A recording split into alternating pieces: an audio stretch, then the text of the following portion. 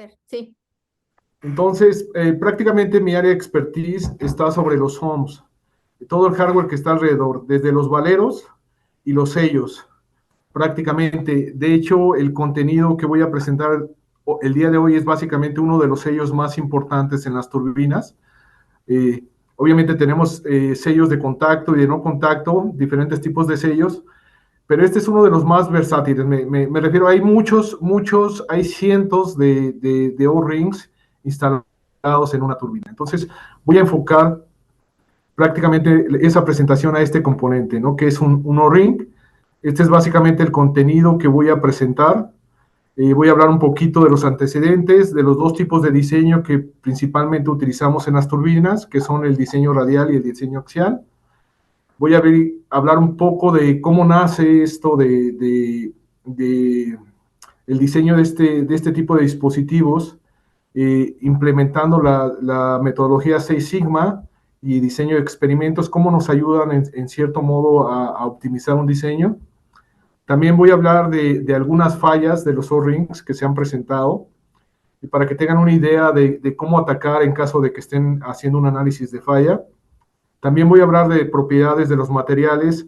Esto por lo general se los dejamos a los proveedores. Sin embargo, creo yo que como nosotros somos los owners, somos los propietarios del diseño, pues debemos de tener mayor información y no quedarnos con poca información que nos pueden dar los proveedores de este tipo de sellos, ¿no? Entonces, la caracterización de los materiales es importante, sobre todo cuando estamos haciendo simulaciones en elemento finito. Y prácticamente al final voy a hablar un poco de las conclusiones de este tipo de componentes. Excelente. Bueno, pues voy a empezar explicando lo que es un O-ring, ¿no? Básicamente un O-ring es un tipo de sello elastomérico. Es prácticamente como si fuera un material hiperelástico, ¿no? Se comporta tal cual, ¿no? Básicamente yo puedo estirar el O-ring y lo puedo estirar a deformaciones muy grandes sin que sin que en este se produzca un daño. Y el objetivo es utilizar estos anillos pues, para sellar cavidades, prácticamente sellar cualquier tipo de fluido, en donde tengamos algún claro mecánico. Como ustedes saben, en las turbinas, pues tenemos en los ensambles modulares algunos claros mecánicos que necesitamos sellar para que tenga un funcionamiento eficiente la turbina, ¿no? Y el primero, o sea, la primera patente de este tipo de dispositivos fue hecha por Niels Christensen en 1937. Vean el año en que se hizo la primera patente del O-ring. Sin embargo, en esos años todavía no era importante el uso de O-rings. Hasta los años 50 en adelante es cuando ya tomó mucha relevancia, sobre todo en este tipo de máquinas térmicas, ¿no? Que son las turbinas, ¿no? ¿Por qué son importantes este tipo de piezas? Bueno, ahí como lo puse, soportan un amplio rango de presiones y temperaturas y prácticamente son livianos, o sea, son ligeros, son fáciles de instalar, no necesitamos ningún tipo de ajuste. Básicamente los ajustes tienen que ver con el diseño de la ranura, donde van a ir montados estos componentes. Ocupan muy poco espacio y pueden usarse tanto en uso estático como dinámico, como lo muestro aquí, ¿no? Mi recomendación en base a mi experiencia en diseño de este tipo de dispositivos, casi no lo recomiendo para usos dinámicos, ¿no? Aquí, obviamente, para que sea en uso dinámico tiene que haber una velocidad pequeña, para velocidades muy altas no lo recomiendo, y podemos utilizarlos para sellar, por ejemplo, mecanismos oscilatorios o reciprocantes, ¿no? Como viene aquí. Yo voy a enfocar la presentación solamente a sellos estáticos axiales y radiales, que son los principales que encontramos en las turbinas. Muy bien, entonces voy a pasar con cuál es la forma de un O-ring. O sea, tal cual como es un O-ring es básicamente un anillo tipo, tal cual se ve aquí. Entonces, si yo quiero ir con un proveedor y quiero comprar a lo mejor un O-ring tamaño estándar, basta con darles esta información, el ID, básicamente que sería el linear diameter, ¿sí? Y el cross section circular, básicamente sería el diámetro del O-ring. Con estos dos parámetros es como yo hago la selección de un O-ring. Obviamente, pues tengo que ver el material, tengo que ver las especificaciones de trabajo de ese material, y la dureza también es un parámetro importante, ¿no? Que voy a ver y voy a tocar en las diapositivas que siguen, ¿no? La aplicación axial es muy simple. Básicamente el O-ring se aplasta por la parte lateral, tal cual se ve aquí, ¿no? El aplastamiento o squeeze viene dado por la parte lateral del O-ring, y aquí podemos ver una aplicación con presión interna y alguna aplicación con presión externa.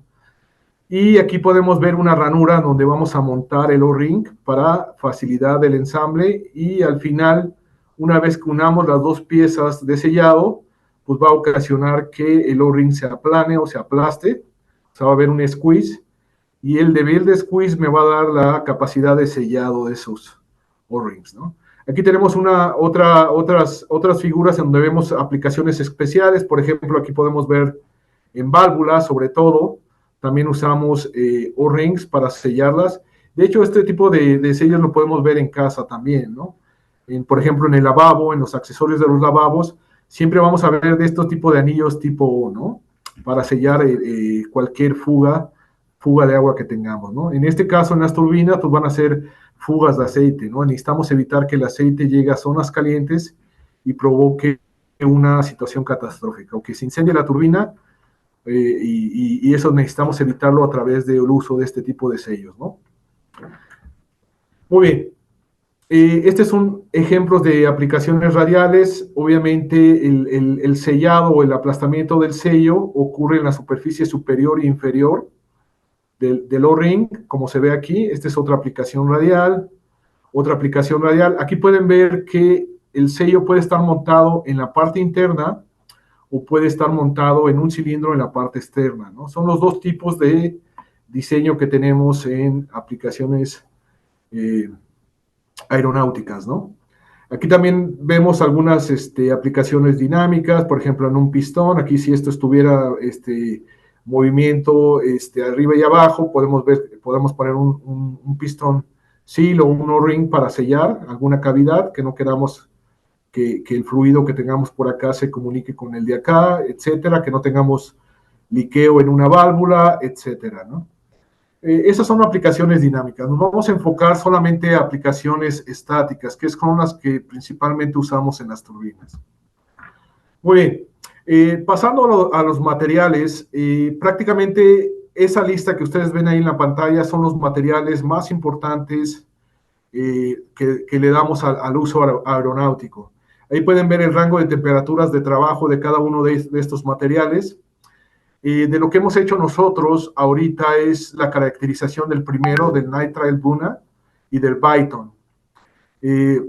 Estos materiales, la caracterización del material es difícil de conseguir esta información, ya que es información propietaria de los proveedores, y pues es lo que les da la ventaja competitiva, ¿no? Muchas veces. Entonces, lo que hemos estado haciendo nosotros es caracterización de material de los más importantes, como son estos dos. Estos, sobre todo, el primero se usa mucho en la industria automotriz, y el segundo en la industria aeronáutica, ¿no?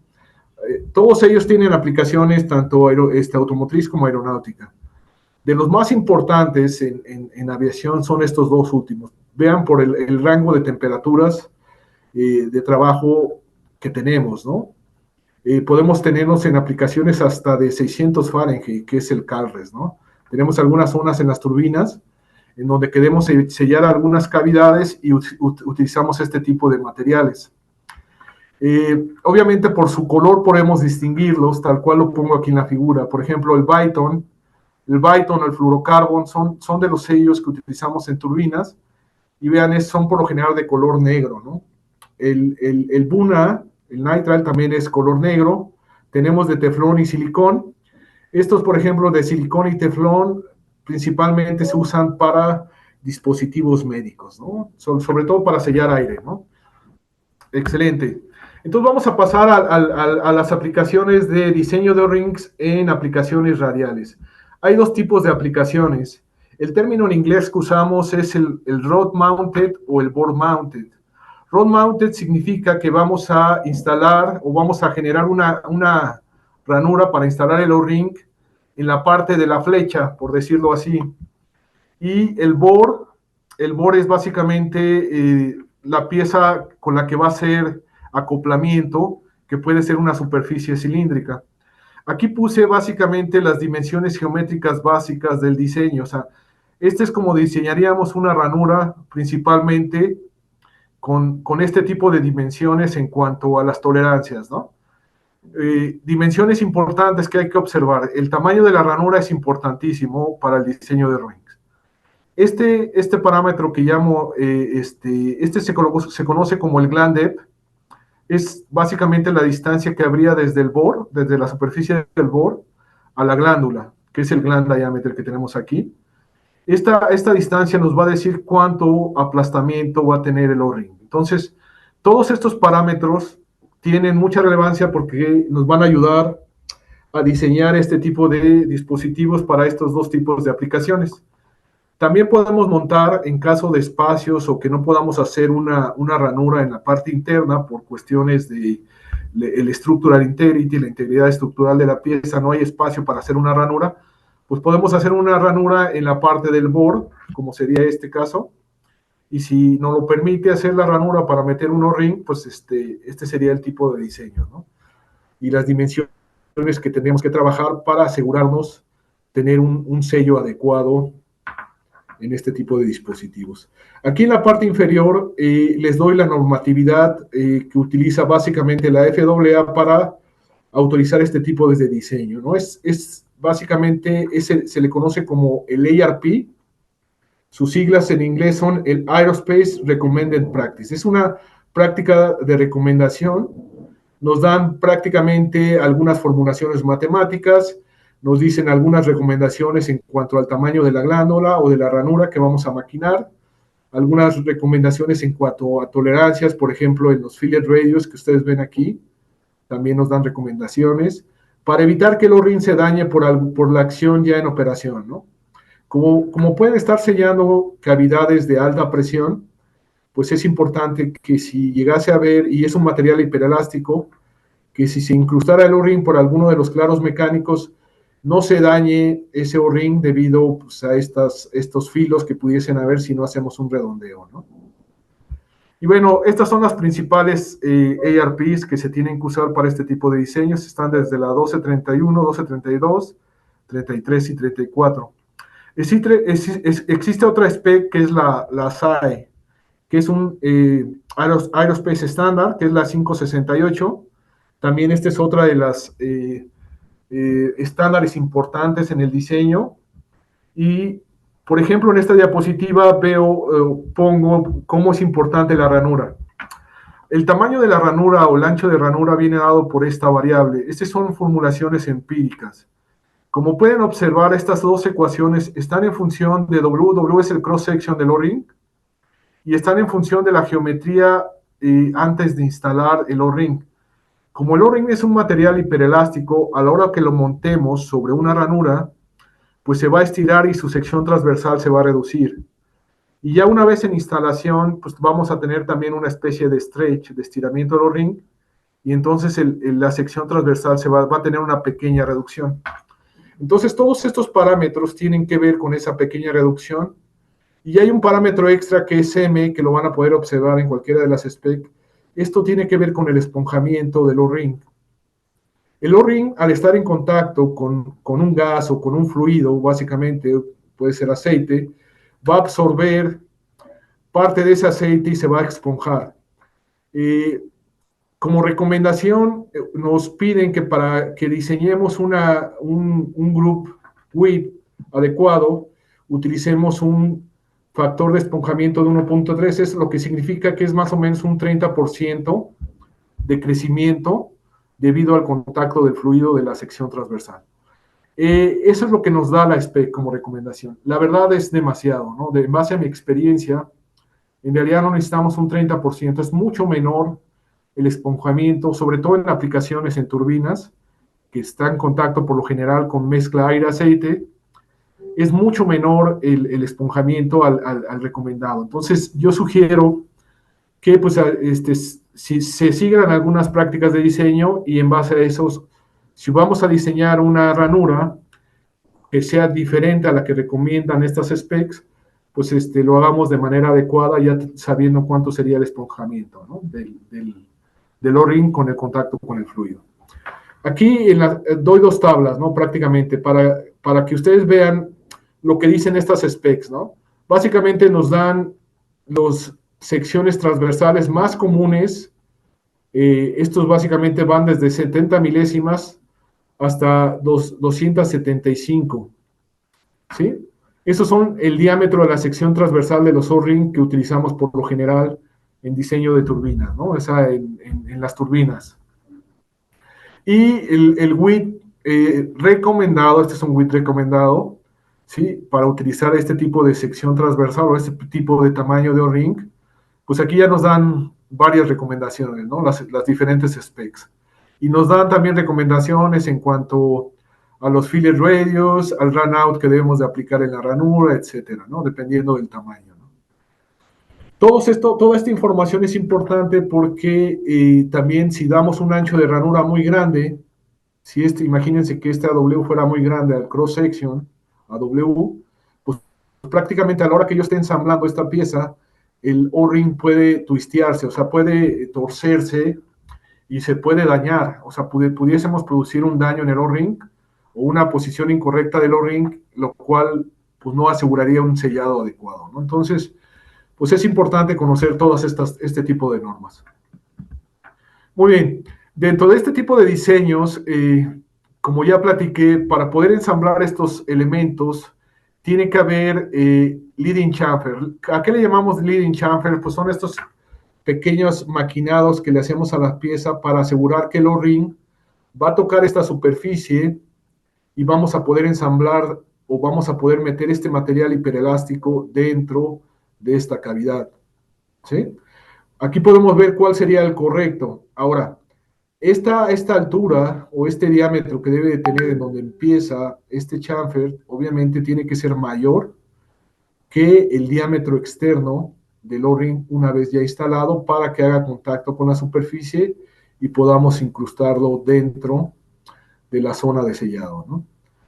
Este sería un diseño incorrecto. Si yo no diseño leading chamfers para facilidad de ensamble, pues puede pasar esto y a la hora que yo incruste el O-ring, estos filos pueden dañar el O-ring, ¿no? Entonces, y es lo que queremos evitar. Si dañan el O-ring o si lo pinchan o lo muerden, digamos, de alguna manera aquí, a la hora que entre ya va a estar un poco cortado y por ahí puede haber leakage.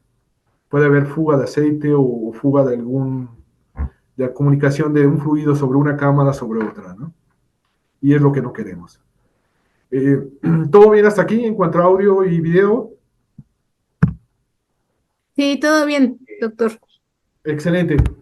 Ese sería para aplicaciones radiales, instalando el O-ring en el ROT. Ahora, si fuera al revés, tendremos que hacer lo mismo. O sea, si la ranura estuviera maquinada sobre el board, pues también a la hora que incrustemos la pieza, como se ve aquí, pues tiene que haber un leading chamfer para poder instalar el O-ring adecuadamente y no pase esto, ¿no? Que a la hora que yo incruste el rotor sobre esta superficie o la pieza puede ser estacionaria las dos, que es el caso en el que manejamos en turbina, las dos piezas son estacionarias, pero a la hora de ensamble podemos provocar que esta superficie dañe el O-ring, ¿no? Si no existieran estos leading chamfer.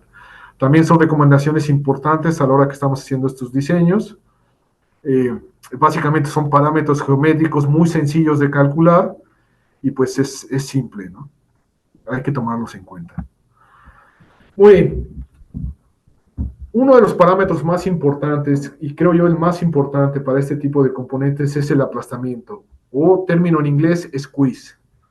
El squeeze es básicamente el porcentaje, por lo general lo manejamos en porcentaje, es que tanto porcentaje estamos aplastando el O-ring. Y la formulación matemática pues es muy sencilla, es básicamente lo que mide del cross-section del O-ring menos la profundidad del gland depth, de lo que hablé anteriormente, que va a ser el espacio radial que va a tener la glándula una vez que lo instale. Entonces, esta relación pues, va a tener un porcentaje. Entonces, en base al porcentaje, es como vamos nosotros a diseñar. Es una recomendación que lo manejemos en porcentaje. La norma lo maneja en porcentaje el máximo squeeze, pero el mínimo lo maneja en pulgadas. ¿sí? Pero lo pudiésemos manejar en porcentaje también. Nosotros es lo que hemos estado haciendo. Hicimos un programa de computadora en donde estamos manejando el mínimo squeeze en porcentaje en lugar de, como dice la norma, que son las milésimas de pulgada. Si se fijan, de acuerdo al tamaño, de acuerdo al tamaño de cross-section del O-ring, que son los principales que usamos en la industria aeronáutica, va a ser el mínimo squeeze permitido. Este mínimo squeeze, obviamente, está a temperatura ambiente. Ellos no manejan condiciones de operación. Hay que tener mucho cuidado. Cuando estemos diseñando, hay que tomar en cuenta los efectos remotos. ¿A qué me refiero con efectos remotos? Estos efectos remotos tienen que ver con las deformaciones de las estructuras en donde están montados estos dos O-rings. ¿Sí? Esas deformaciones pues, dependen de cargas, pueden ser cargas aerodinámicas o pueden ser cargas estáticas, cargas dinámicas e inclusive los gradientes de presión y gradientes térmicos dentro de la turbina. Entonces hay que tomar en cuenta todos esos efectos remotos a la hora de calcular el mínimo squeeze, porque si en determinado momento el mínimo squeeze no se cumple, pues obviamente vamos a tener fuga por esa zona, ¿no? Y es lo que no queremos, ¿no? Aquí hay algunas recomendaciones en cuanto al alargamiento del O-ring. Una vez que nosotros montemos el O-ring sobre la glándula, ¿sí? Si el diámetro externo es mayor que el diámetro interno de la glándula del O-ring, pues obviamente va a haber un stretch. ¿Sí? El O-ring va a tener un pequeño stretch y hay que tomarlo en cuenta. De acuerdo a las normas, recomiendan como máximo 5%. Sin embargo, tenemos aplicaciones que fácilmente hasta un 10% lo podemos llevar sin problemas de daño, ¿no? Entonces, mi recomendación es mantenerlo alrededor del 5%, pero en algunos casos en donde no podamos manejar stretches alrededor del 5% que sean mayores, inclusive nos podemos ir a un máximo stretch de un 8 o 9%, o sea, tiene que ser menor al 10%. Es la recomendación que yo daría en base a mi experiencia, ¿no? Diseñando todos estos dispositivos. Esto que ven aquí, la reducción de la sección transversal, tiene que ver cuando montan el O-ring sobre la superficie de la glándula. Esta es una formulación empírica en base ya a experimentación y lo recomiendan las normas, que hagamos esos cálculos a la hora que vayamos a montar el O-ring sobre la ranura, ver cuánto se va a reducir, ¿sí? El O-ring, o sea, el cross-section, y tomarlo en cuenta en los análisis dimensionales que vamos a tomar en cuenta para calcular tanto el máximo squeeze como el mínimo squeeze, dependiendo de la condición de operación que tengamos, ¿no? Muy bien. Hay otros dispositivos también importantes que usamos en el diseño. Estos dispositivos se llaman dispositivos anti-extrusión. En muchas aplicaciones tenemos que los delta pressure a través del sello son muy altos, o sea que la presión en esta cara del sello es muy alta comparada con la que tenemos aquí a la salida. Entonces, como es un material hiperelástico, a la hora que aplicamos presión, el O-ring va a tratar de incrustarse en este claro. Esto es a lo que le llamamos extrusión. Este tipo de extrusión pudiese afectar, obviamente, o pudiese generar daño en los O-rings. En diseños donde hemos tenido algún tipo de daño y no podemos jugar con los espacios, lo que hacemos es meter estos dispositivos anti-extrusión. Son especie de anillos que ayudan a que a la hora que yo aplique una presión, vean, yo tengo un claro un poquito mayor acá, ¿sí? Y ayudan efectivamente a reducir la presión como un delta pressure, estos anillitos, y prácticamente me ayudan a evitar ese daño, ¿no? Por extrusión. Sí, eso se llaman backup rings, básicamente, y los usamos en este tipo de diseños. Cuando tenemos sobre todo aplicaciones de alta presión, ¿no? Igual, aquí podemos ver una gráfica, tenemos en la dirección horizontal, tenemos lo que es el diametral clearance, es el gap que estoy poniendo aquí. Aquí es radial, pero aquí está en diametral, básicamente. Es como si yo moviera esta pieza y pegara en la superficie de abajo y dejara un claro diametral en la superficie de arriba. Entonces, si se fijan, este tipo de gráficas está en función de la presión, incrementamos la presión, incrementamos el claro diametral. Obviamente, cuando tengamos claros muy grandes, pues nos conviene manejar O-rings con durezas mayores para evitar este fenómeno de extrusión y que vaya a producir algún tipo de daño en el O-ring, ¿no? Por los esfuerzos que pudiésemos tener aquí compresivos en esta área, ¿no? Entonces, la recomendación es utilizar, aquí como ven en la figura, utilizar O-rings de mayor dureza en caso de que tuviéramos claros muy grandes y ya no pudiéramos hacer un rediseño para reducir esos claros, ¿no? Muy bien. Entonces, pasando a los cálculos, el diseñar un O-ring no es básicamente hacer un cálculo dimensional. Sí hay que hacer el cálculo dimensional tal cual se ve aquí. Básicamente el squeeze es el parámetro de los más importantes y el squeeze me va a decir, el squeeze en pulgadas es básicamente la resta del gland depth y el cross section del O-ring. Y aquí tengo que tomar en cuenta todos los factores dimensionales. Aquí puede ser que el ensamble sea autocentrado. ¿Dónde podemos tener ensambles autocentrados? Autocentrados básicamente tenemos cuando instalamos un inyector de aceite, por ejemplo. Estos inyectores de aceite, pues obviamente su función es lubricar los valeros. Entonces prácticamente el O-ring es tan ligera la pieza, o sea, el inyector, que el O-ring va a centrar la pieza, ¿no? En esos casos, pues es muy simple los cálculos, ¿no? Pero en algunos otros casos vamos a tener módulos, y son módulos muy pesados. Y estos módulos tienen pequeños labios, esos labios se le conocen como rivets, ¿sí? Tienen un rivet diameter para controlar el ensamble y evitar que la pieza que estoy ensamblando tenga contacto con algún hardware adyacente, ¿no? Entonces, estos rivets nos ayudan a alinear las piezas y evitar esos contactos a la hora que estamos ensamblando. Entonces, como esos rivets, pues tienen, pues obviamente están tolerados, tienen una dimensión nominal y una tolerancia, pues tenemos que tomar en cuenta todas las tolerancias dimensionales, ¿sí?, que pudiesen haber para calcular de manera efectiva el squeeze tanto mínimo como máximo. Si ustedes ven en la figura, yo puedo recargar la pieza interna de un lado, y entonces de un lado tendríamos máxima compresión o máximo aplastamiento, máximo squeeze, y del otro lado tendríamos mínimo squeeze. Por lo general en ensambles grandes es lo que tenemos y es lo que tenemos que calcular. Aparte de los factores dimensionales, hay que tomar en cuenta siempre el peor escenario, ¿no? De las características geométricas que tengamos. O sea, si voy a maximizar el squeeze, pues tengo que considerar todos los parámetros en función de obtener una maximización, el máximo aplastamiento. Si voy a minimizar, pues obviamente todos los parámetros geométricos que impliquen el cálculo, pues tienen que estar en condiciones en el cual yo voy a obtener el mínimo squeeze.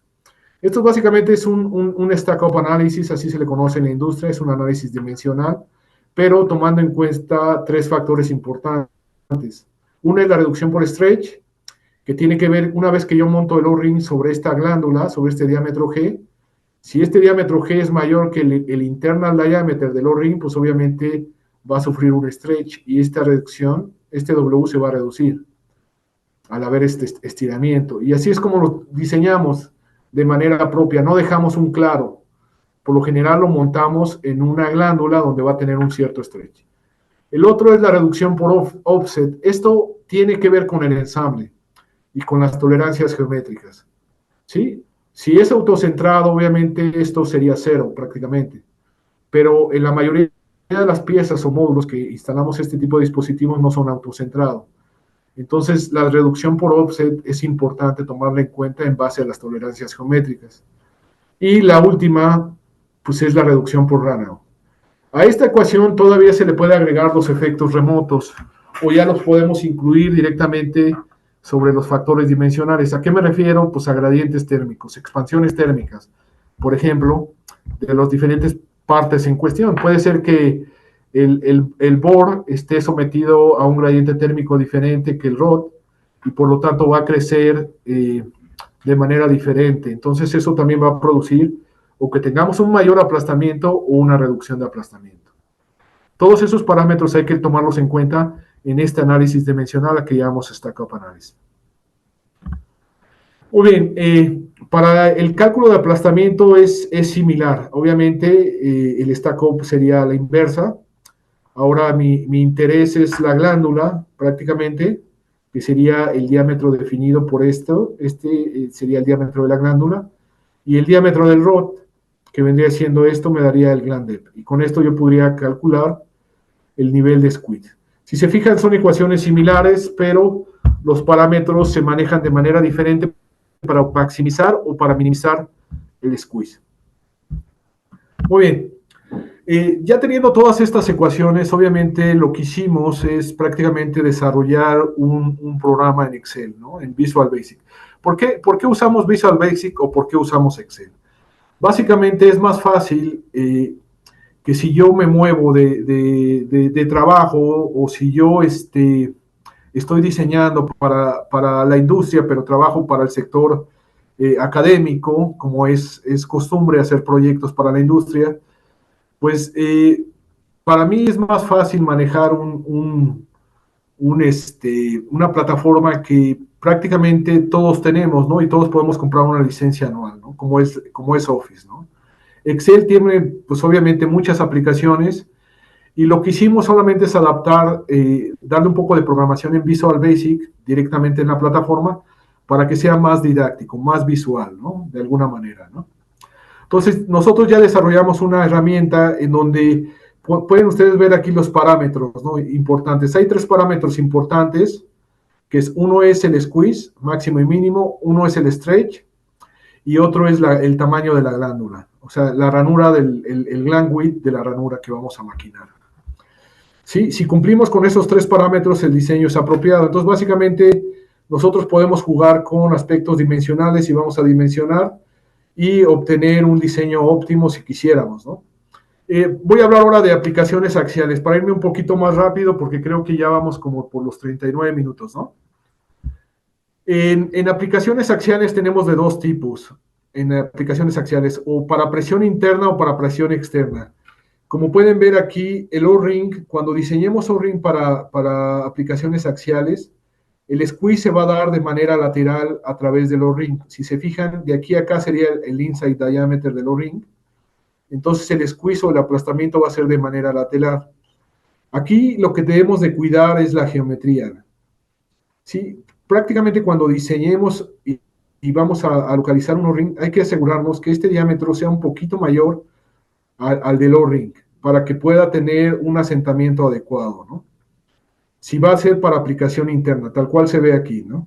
Si va a ser para aplicación externa, o sea, de presión, pues el O-ring tiene que estar cercano a la otra pared, a la pared más interna y no a la pared más externa, como se ve aquí, ¿no? Ya que a la hora que aplique presión, pues el O-ring va a hacer contacto con la presión en este lado y se va a empezar a deformar de manera hiperelástica, sellando pues toda esta sección, ¿no? Y evitando fugas de presión de aquí hacia adentro, ¿no? Muchas veces en las instalaciones para presión externa es conveniente darle un pequeño stretch a la hora que montemos el O-ring. Esto es para asegurarnos que el O-ring no se mueva o no se salga a la hora que estemos ensamblando.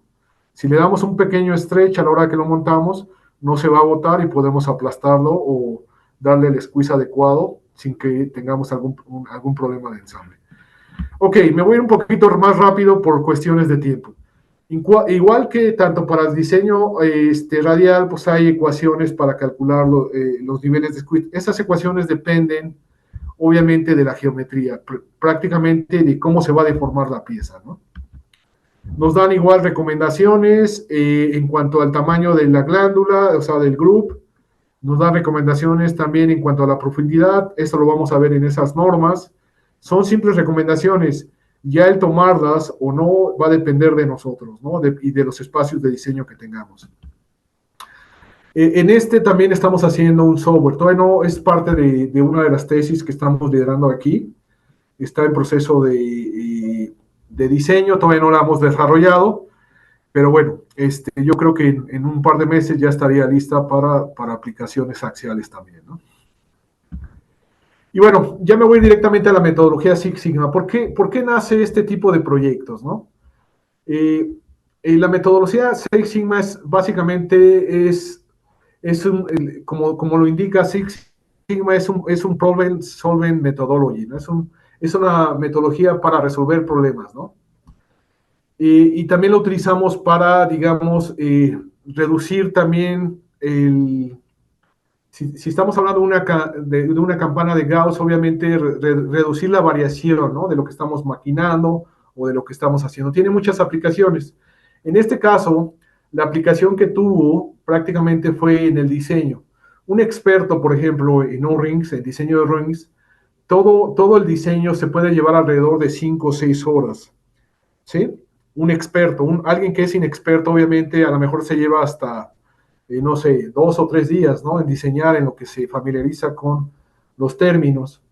El hecho de usar una herramienta y que nos diga la misma herramienta si el diseño está adecuado o no, en base a factores geométricos o información que le podamos dar a la herramienta, hace que reduzcamos los tiempos considerablemente. Entonces, este tipo de proyectos nació por eso. En lugar de llevarme 5 horas siendo experto y estar modificando dimensiones hasta obtener un óptimo, pues me conviene más pues prácticamente usar un software y moverle ahí y rápidamente, aunque yo ya lo entiendo, pues en cuestiones de minutos yo puedo sacar un diseño adecuado, ¿no? Entonces, también podemos hacer un análisis de experimentos. Eh, Hemos hecho análisis de experimentos para diferentes variables. Por ejemplo, aquí el diseño de experimentos que hicimos fue para una aplicación, un Rod Mounted Design, como ven, y manejamos tres variables, que básicamente fue el board, el LAN y el offset que tendríamos aquí, ¿no? Y hicimos un diseño de experimentos usando la herramienta, obviamente. Calculamos, este fue un 2 a la 3 prácticamente, porque hay 2 niveles, ¿sí? Hay dos espacios de diseño prácticamente y tenemos 8 corridas, 2 a la 3, básicamente son 8 corridas, y corrimos el diseño de experimentos, ¿no? Para ver qué estaba pasando con estas variables, ¿no? Aquí podemos ver que prácticamente para calcular el squeeze, el A, C y el B son los parámetros, son los factores que usamos, son factores importantísimos para calcular el squeeze, ¿no? De hecho, son los parámetros más importantes en sí para diseñar, ¿no? Ahora hicimos todas las corridas y aquí podemos ver en los diferentes tipos de gráficas en el Pareto Chart, podemos ver que no hay interacción entre ellas y esto nos lo dice aquí, ¿no? Si esto fuera flat, ¿sí? O tuviéramos cruces en este tipo de gráficas, prácticamente nos diría si hay interacción entre esas variables. Entonces, prácticamente no hay ninguna interacción, ¿no? Si yo quiero optimizar un squeeze, pues tengo que sacar las funciones de squeeze de esas gráficas. Es otro tipo de gráfica en el espacio de diseño que utilizamos el diseño de experimentos y pueden ver que son planos básicamente, planos de superficie. Eso indica que no hay interacción entre las variables. Prácticamente tenemos una superficie plana y pues es fácil obtener la respuesta. Si mi respuesta es el aplastamiento mínimo, pues ya lo tengo en función de las variables que estoy manejando. Si mi respuesta es el estiramiento o el aplastamiento máximo, pues ya tengo una función de transferencia y puedo optimizar. Ya de hecho Minitab trae un optimizador. ¿Qué ventajas tiene el optimizador? Ya sin necesidad de estarle moviendo al programa, yo simplemente puedo mover estas barras que ven aquí en color rojo y puedo moverlas de tal manera que quiera optimizar mis niveles de squeeze tanto en la parte mínima como en la parte máxima. Y eso me ahorra mucho los tiempos, obviamente, de rediseño o diseño. Este tipo de herramienta también nace por la necesidad de evaluar piezas que vienen fuera de diseño y ya no hay tiempo para conseguir una nueva. Entonces se hace una evaluación si como viene la pieza es suficiente como para meterla en la máquina sin que produzca ningún efecto adverso, ¿no? Ustedes saben que pues todos esos procesos pues son costosos. Si yo paro producción porque no tengo piezas, pues obviamente pues le cuesta a la empresa, ¿no? Entonces, este tipo de proyectos también son importantes porque puedo evaluar un producto no conforme de manera rápida y decidir si la puedo montar o no en una máquina en caso de que esté yo analizando el sellado en un O-ring en una de las cámaras, ¿no? Son de las fallas típicas que podemos tener. Una de las fallas típicas es debido a la abrasión. Cuando tenemos este tipo de fallas es básicamente porque hay movimiento entre las superficies. Digamos, si estamos sellando dos superficies estacionarias, hay movimiento relativo. Otra causa de este tipo de fallas debido a la abrasión, son las partículas duras. Es bien importante limpiar las piezas antes de utilizarlas. Si no llevan una limpieza adecuada, hay maquinados que utilizan piedras y estas partículas, si no se limpian adecuadamente, llegan a estas cámaras y estas partículas son las que provocan el daño debido a un pequeño movimiento relativo entre las piezas, ¿no? La compresión excesiva, este es otro tipo de falla, es prácticamente estamos teniendo niveles de squeeze muy altos, tenemos que rediseñar básicamente el squeeze, el espacio en donde está el O-ring, o también tenemos temperaturas excesivas, no mapeamos bien las temperaturas, entonces hay que observarlas. Tenemos fallas por degradación química. Este tipo de fallas básicamente es ocasionada porque no es compatible el sello con el fluido que está sellando, ¿no? Tenemos fallas con compresión explosiva. Esto por lo general se dan en gases. Estas ampollas que ven aquí es básicamente los gases. Si es un gas el que estoy sellando, se incrusta dentro del material elastomérico y empieza a generar estas ampollas.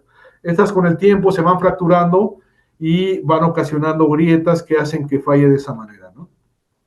Tenemos también fallas por extrusión, que es básicamente cuando se incrustan sobre claros pequeños debido a presiones excesivas.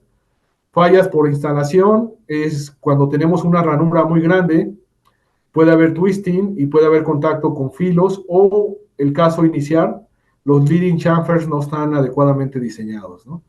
Fallas por esponjamiento, esto tiene que ver con varias cosas. Una es el fluido también no es compatible, o estamos teniendo mucha absorción del fluido, mucho esponjamiento, y ese es el tipo de falla que podemos observar. Este es compresión excesiva, niveles de compresión muy altos, no hicimos un análisis de los cambios térmicos adecuados y a lo mejor se está apretando. Otra causa posible es, todos sabemos que pues en realidad sobre todo en turbinas, la rigidez radial a los 360 grados en realidad no es constante, siempre vamos a tener variaciones. Entonces hay que tomar en cuenta esa rigidez radial y cómo se van a dilatar las piezas en base a esa rigidez o a las condiciones a las cuales vas a estar trabajando, ¿no? Puede ser también que en cierta zona el O-ring está sometido a un aplastamiento muy duro y puede ocasionar este tipo de fallas, ¿no? Falla de degradación por plasma, esto también tiene que ver con el fluido de trabajo, ¿sí? No es compatible, la temperatura también es alta, falla en espiral, una ranura muy ancha, se dobla, falla por degradación térmica, este también tiene consideraciones en base a los ciclos térmicos que tengamos, no fue adecuado el diseño. Y bueno, este es el tipo de caracterizaciones de las que hablé, ¿no? Hemos hecho ya algunas caracterizaciones del material, porque es importante saber su resistencia del material bajo compresión, ¿no? Porque es básicamente cómo va a trabajar, ¿no? Vemos cómo la temperatura afecta obviamente la dureza del material, y aquí puse algunas propiedades de expansión térmica de los más usados en la industria aeronáutica. Sin embargo, es importante que nosotros en la parte académica empezamos a hacer estos estudios, porque estos estudios por lo general es propiedad de los proveedores. Esto está acceso al público, sin embargo, pues hay mucha información que no tenemos acceso, ¿no? Y mi recomendación es trabajar sobre eso, ¿no? Este es un modelo oxisimétrico nada más para, ya una vez caracterizado el material, hacer simulaciones en el elemento finito. ¿Por qué hacemos estas simulaciones? Es bien importante determinar la fuerza hidrostática aquí, porque muchas veces cuando estamos instalando, por ejemplo, imagínense un operador instalando un inyector de aceite, si le estoy dando un aplastamiento muy brusco al O-ring, va a ser difícil que el operador lo monte, o sea, lo instale. Entonces es importante conocer esa presión hidrostática para conocer qué fuerza necesito para meter el O-ring dentro de una cavidad. Esta información obviamente no está acceso para nadie, o sea, eso es algo que tenemos que estar haciendo, ¿no? Esto es algo que ya hicimos nosotros para los principales O-rings, y para diferentes niveles de compresión tenemos la fuerza normal de contacto, y ya nomás multiplicando por el coeficiente de fricción, sabemos qué fuerza necesito para instalar un O-ring, ¿no? ¿Qué otro tipo de simulaciones hemos hecho? Básicamente para simulaciones para ya simular la operación en sí. Este es un inyector de aceite, esto inyecta un valero. Prácticamente tenemos impresión del fluido aquí y como pueden ver aquí se incrusta dentro del claro, ¿no? Aquí tenemos esfuerzos muy altos, entonces hay que asegurarnos que estos esfuerzos no rebasen obviamente la resistencia del material y se vaya a fracturar, como en alguna de las fallas que mostré, ¿no? ¿Qué son los O-rings? Son dispositivos simples, ¿no? Básicamente, ¿no? Ligeros y fáciles de instalar, ¿no? Bueno, relativamente fáciles de instalar, sí hay que tener una cierta experiencia para no dañarlos, ¿no? ¿Qué factores son los más importantes? Obviamente la geometría y cómo va a trabajar la pieza, ¿no? En donde voy a hacer la ranura, asegurarme que no voy a afectar la integridad estructural. Sí, hemos hecho programas para reducir los tiempos de diseño. El diseño experimento nos ayuda a hacer optimizaciones de manera muy rápida. Las fuerzas de reacción en las paredes nos ayudan a determinar la fuerza para poder instalarlos o desinstalarlos de manera segura y no tengamos que usar un dispositivo ahí extra para empujar el O-ring o empujar el ensamble para poder meterlo. Esta parte de las fallas es importante que ustedes las conozcan para saber atacar un tipo de falla, ver qué está pasando. La simulación, recomendaciones para hacer simulaciones en 2D, 3D. Estos son básicamente los elementos que utilizamos en ANSYS, principalmente para 2D. Y bueno, por último, pues quisiera agradecer a las empresas ESS y ANSYS, debido a que gracias a ellos pues tenemos software de simulación con acceso libre, digamos, versiones full, no versiones estudiantiles, sino podemos manejar muchos elementos para obtener mejor precisión en nuestras simulaciones. Y eso sería todo, jóvenes, doctores, personas que escogieron mi plática, ¿no?